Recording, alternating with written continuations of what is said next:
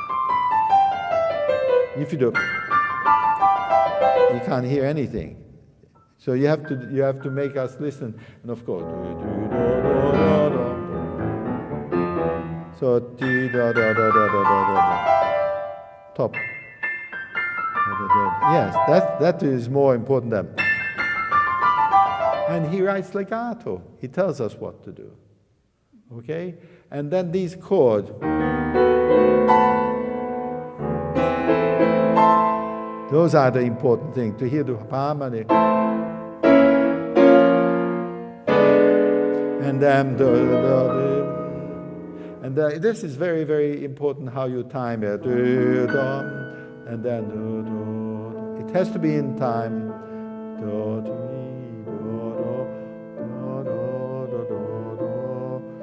1, 2, 3, 4. 1, 2, 3. Because the more you do something with the semplice of this ending, after this chaos, the worse it gets. If you try to be emotional or anything, just it's done. Do you want to try that? And if you can go to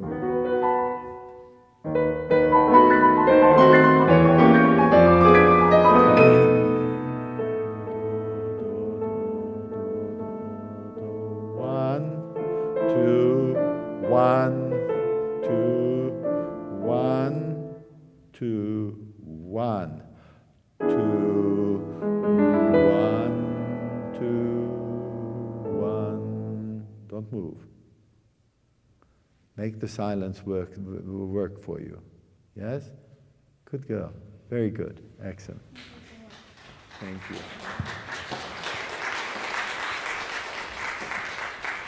Good. We have one more to do. I'll try not to be more than 15 minutes late.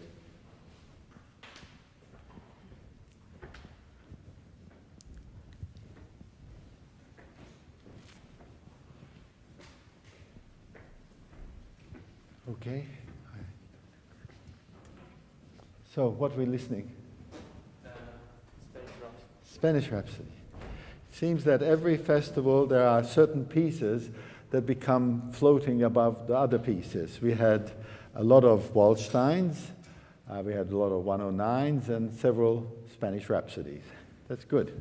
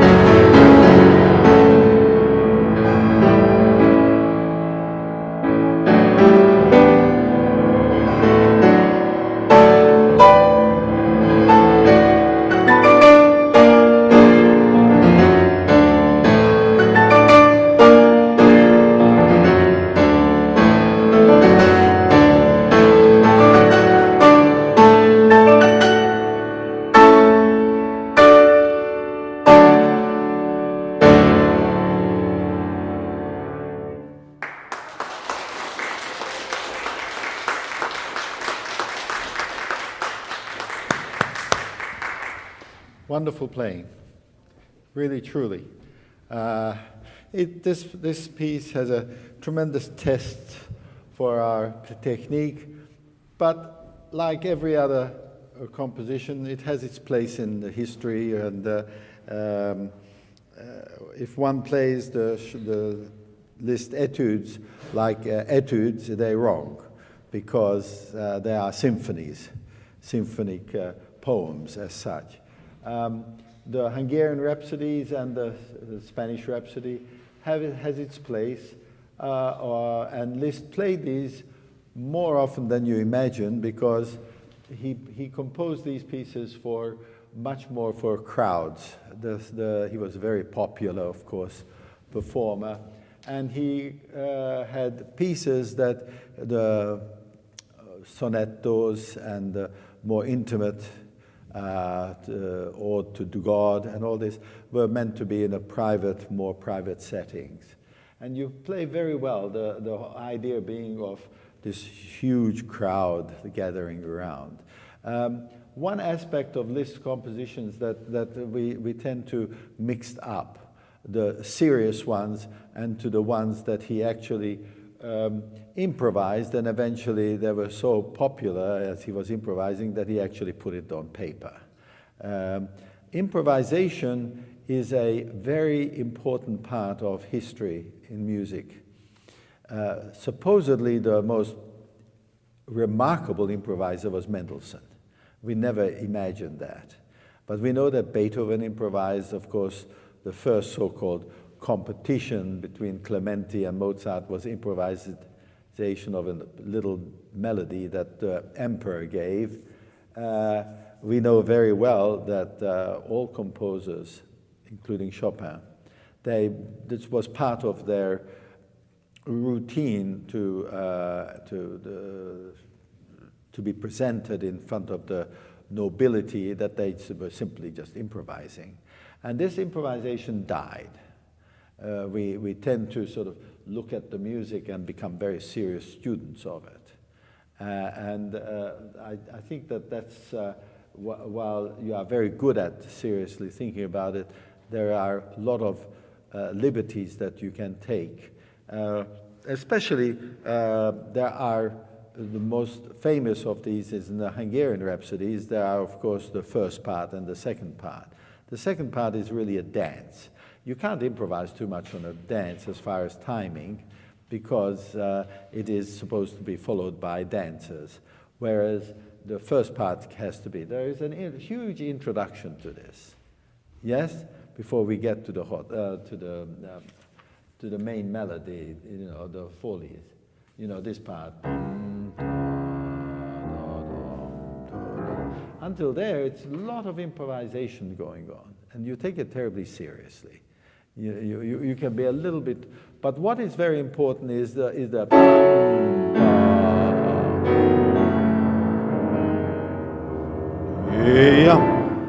you have to have that improvisation.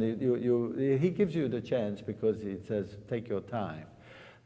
Can you just play the melody, da, da, da, da, da, and then da, da, da, da, da. It goes da, da, da, da. Sorry.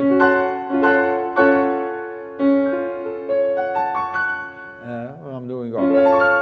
And then all those chords are one after another, and that's more important than all these harmonies going up and down.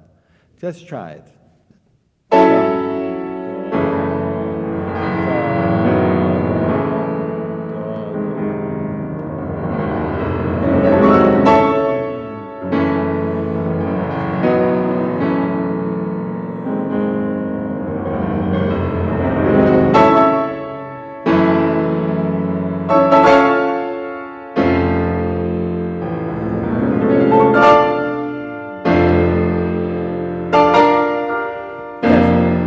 You have to somehow lead our ears to da, da, da, dum, dum, pa, bum. There is some connection. The way you're playing it is just there too much dum, da, bum. I can't hear the progression going. because it's nothing more than just simply harmonic progression. And also, if you take too much time,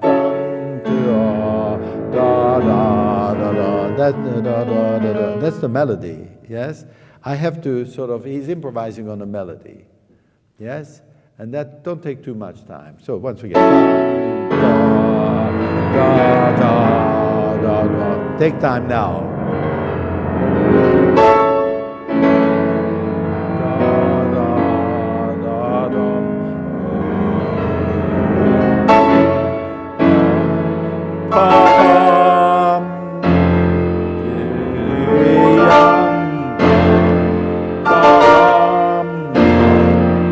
More time.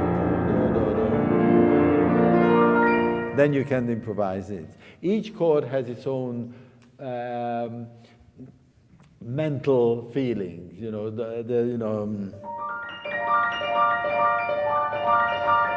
you can do what you like. I don't want to intrude on that.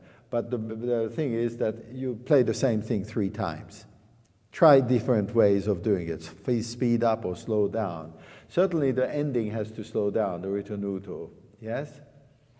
I don't want to spend too much time on that, but certainly this, the 40s, is really a saraband. The second beat is very important. 1, 2, 3, 1, 2, 3, 1, 2,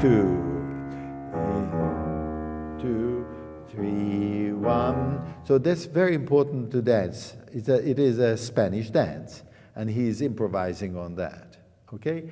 If you take it too slowly, then when you come to this part here, it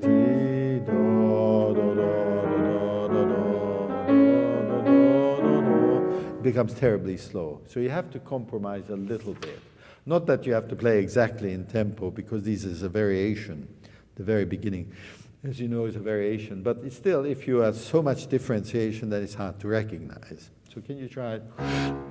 1, 2, 3. 1. And I believe very strongly that at first I played absolutely in tempo.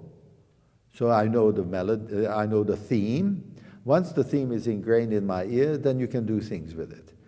But if you're already doing certain things with the theme, then I don't know when is the variation and where is the theme itself, yes? 1, 2, 3. 1. It's a dance, 2. Have you been to Spain, haven't you? No. It's time. The Spanish are very pom-ta. They're really, you know, they have this sense of rhythm. And the ladies have the roses in their mouth, and they dance on top of the table, and Carmen and everything. You have to give that feeling of this tremendous dance. Yes, try. 1, 2, 3. 1, 2, 3. 1, 2, 3. 1, 2, 3. 1, 2, 3. 1, 2, 3. 1, 2.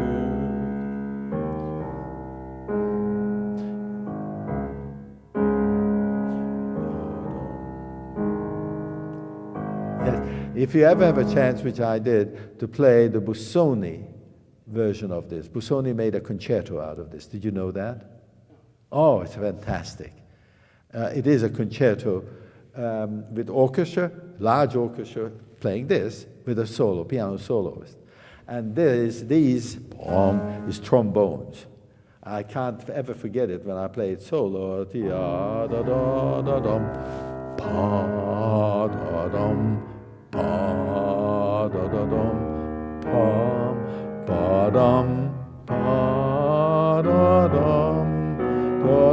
There's the trombones. You have 8 minutes. Sorry? 8 minutes. Oh, well, I'll be running about 10 minutes late. Okay. Thank you so much. Thanks. Thank you. So, can you just do it when it was sound?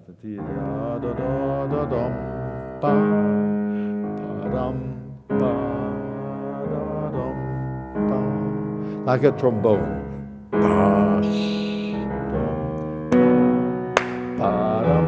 Very rhythmically.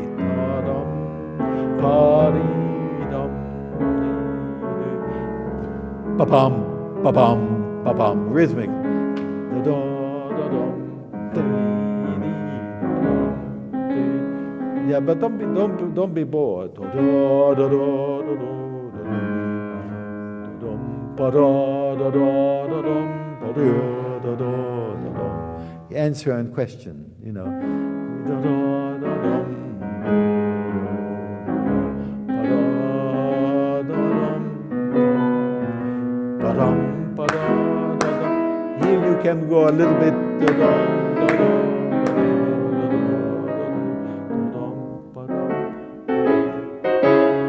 Poco, poco. It's a little bit. You got plenty of time.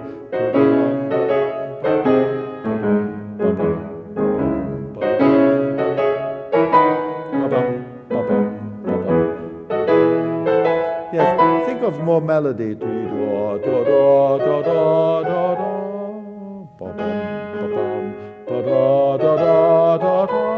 More melodically, and even the left hand.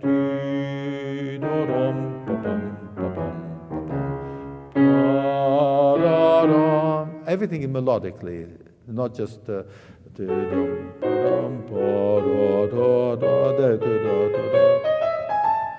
has to be there.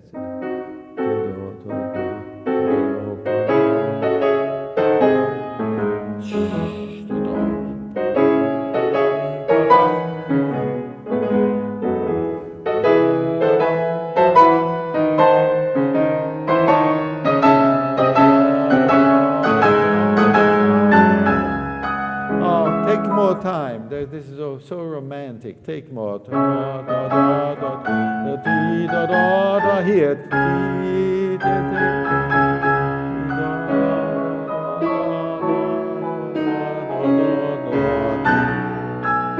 This is so wide and so romantic. There's no point in hurrying this. And he writes expressivo, and this the luscious, beautiful the sound.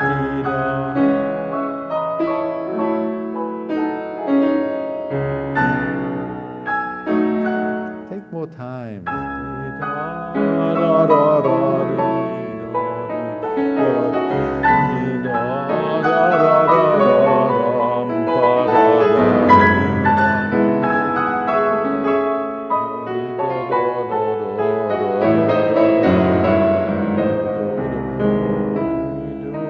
Nice. You can stop once or twice. You're using all the time the same thing.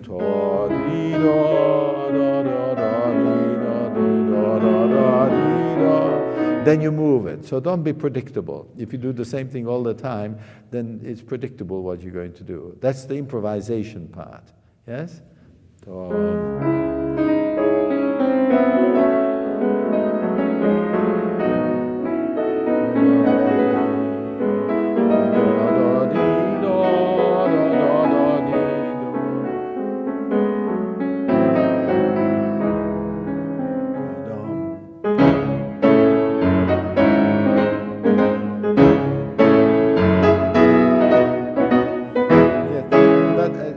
The important thing is not to play everything just loud. The second beat, yes?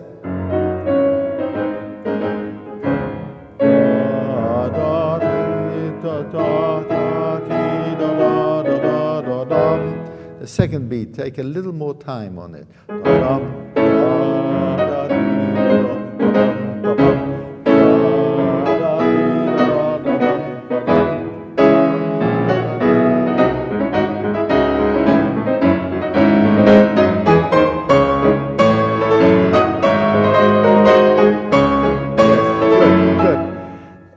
It's very important to know that Liszt was such a worldly character. In the Tarantella, for instance, he puts an offbeat Hungarian rhythm into it. Here, it's a polonaise, if you really think about it.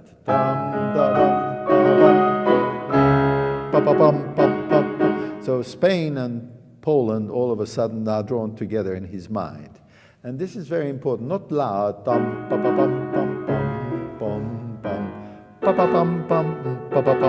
because that's a polonaise rhythm. Yes? So don't just be aware that it's not just how fast you play.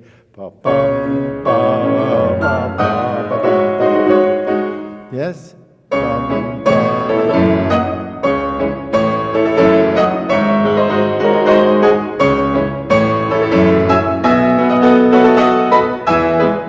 But you have to somehow make the melody bum, not bum, bum.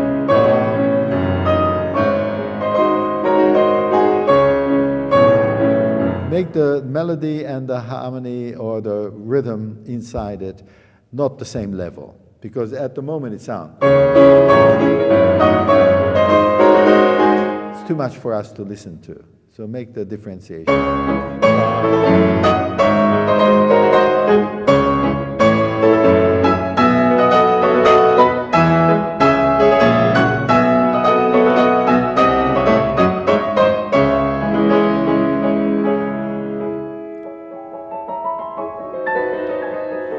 Yes, tia, ti, dum, pa, pa, pa, pa, pa, pa, pa, pa.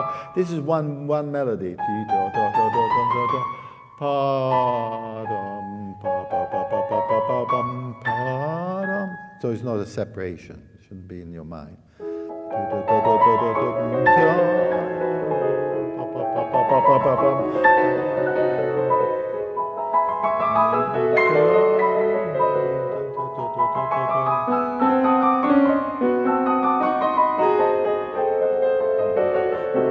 Yes, here you do something which I really hope that you don't do.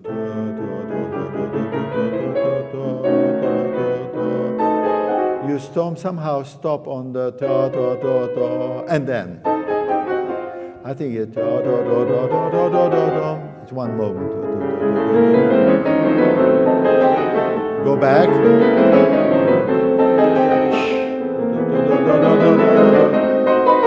Don't stop.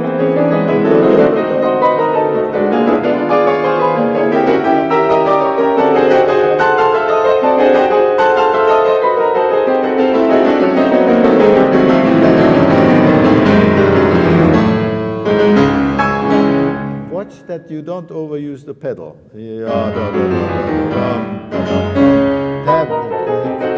Pedal, pedal.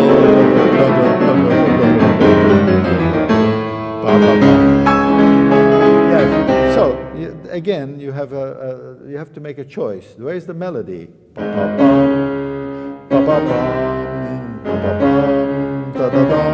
Yes. So there's no.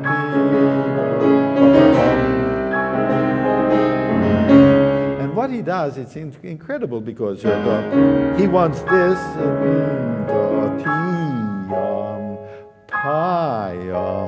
So he doesn't want that to be non-legato. He wants legato there.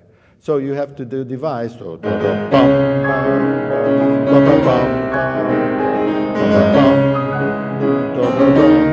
That's the important thing.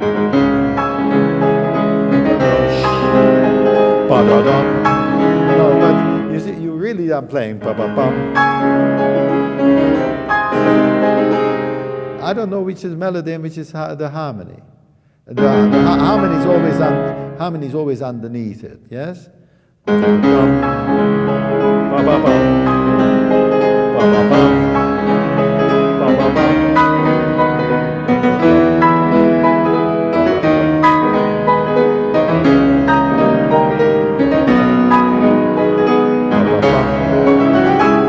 So this is da da da. And again, pa pa pa pa pa pa pa. That's not so important. And then pa pa pa pa pa pa pa pa pa pa pa.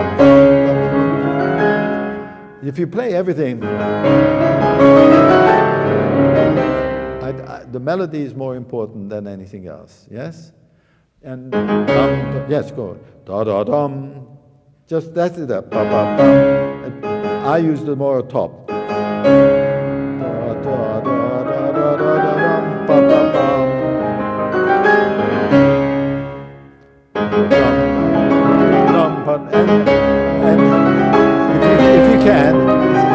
If you can make it sound da da da, I exaggerate da da da da da da dum pa pa pa pa pa pa pa pa pa That make a accelerando to the top.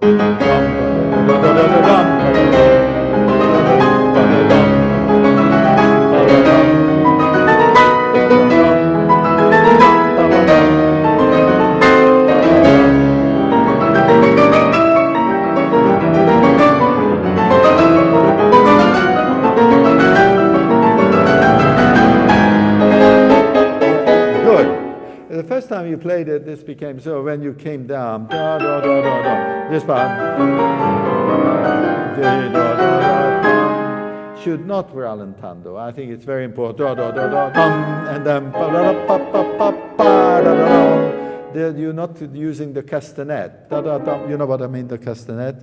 The ladies use da da dum, da da dum, ya da dum pa pa pa pa da da dum, ti ya da dum pa pa pa pam pa pa pa pa pa pa pa da da dum.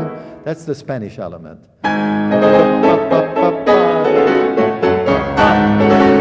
No, but it's not so.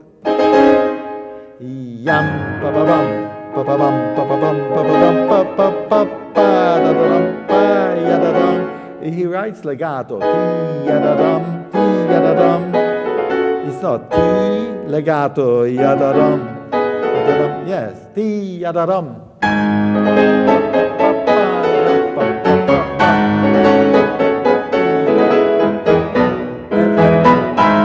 Again, you have to have layers of what is important, what's not so important. This da da da pa pa pa. This is very important. Ti ya da dum. Now this,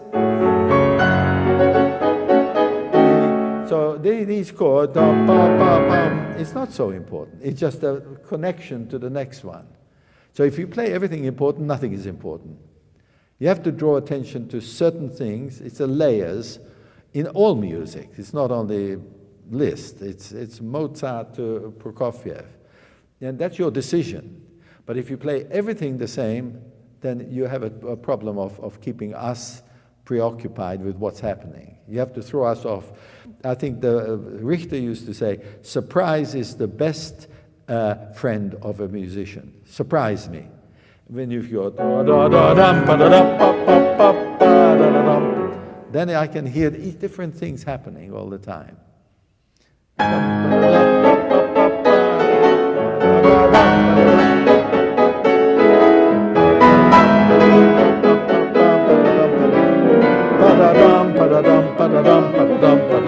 Those are rhythmical.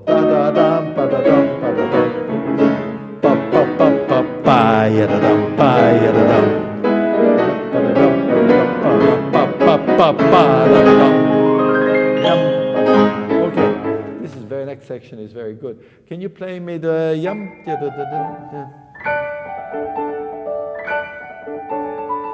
Yes, be very careful. It's supposed to be supporting. The yum. No, you're drawing it down. It's like swimming with your suit on. I want you to swim with the music. The yum.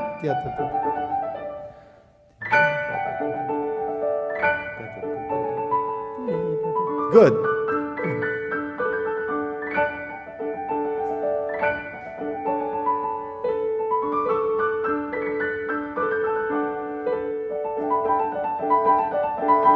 Yes, all of this is, you should imagine that this is a woman dancing. And in Spain, a woman looks you in the eye and you faint. You know, what I'm trying to say, it's very wonderful and it has its beauty and everything. It needs a certain amount of a yappa, yappa, pa, pa, pa, pa, ti, ti, ta, pa, pa, da, da, da, dum. It's not straightforward. A little bit here, a little bit forward, a little bit back, and you're playing it like if it was a metronome. Don't.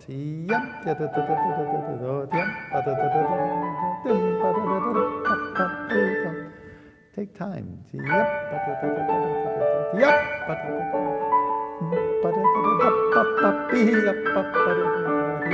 Good.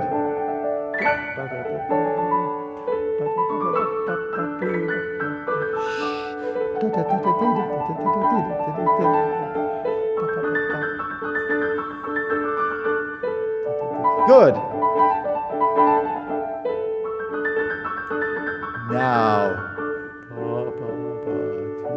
da da la la la dee da da la.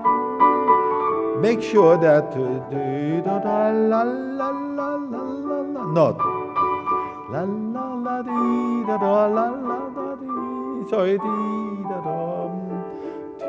da la la. It's light and beautiful, and she's dancing so majestically. Try.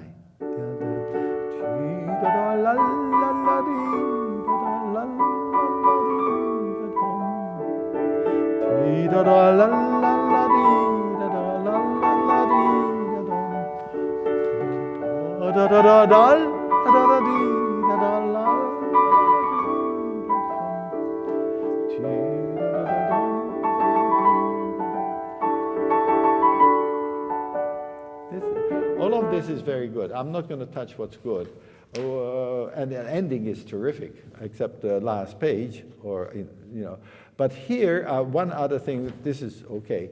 The middle section needs a little bit of work because it goes through several keys. And when he goes through several keys, there's da, da, da, da, that's the melody.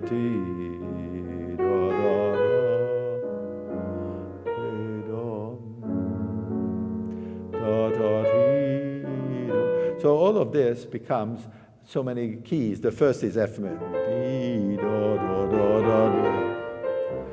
You have to really portray each key differently, because eventually he lands in with the birds. You know. So can you do the F major first? Be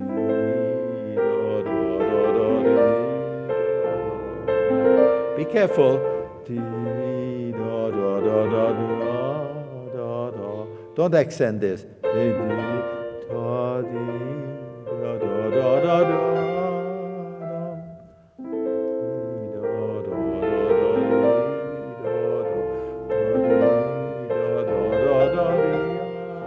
Now the left hand.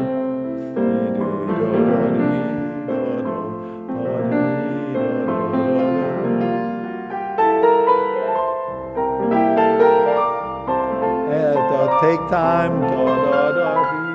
Modulation.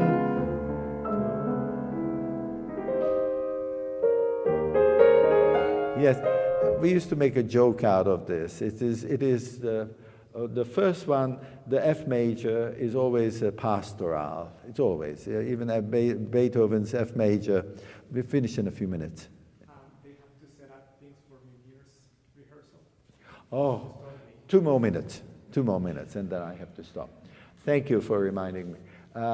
They have this pastoral feeling, and then the amore comes in this part here. That has to be much more loving, and then it goes into E major. We have to stop. The only thing I really would like you to consider the ending. When you go into the D major, the da, da, da, da, da, da. Can you just do it there, and then we stop?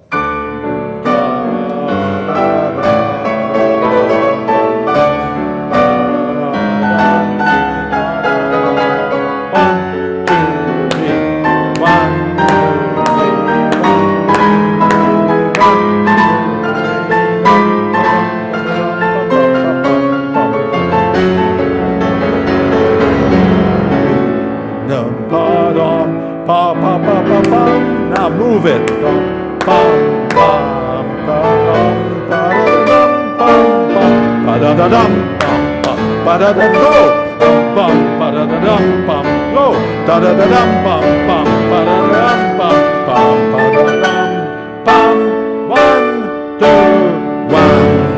Yes, it's animato. You have to finish it off. You were dying and dying and dying. It's a terrific thing. Sorry, I promised that we finish earlier, and it's my fault. Wonderful playing. Congratulations. Very good. Thank you for everybody who stayed, and we have wonderful concerts tonight. Thank you so much. My pleasure. Well done.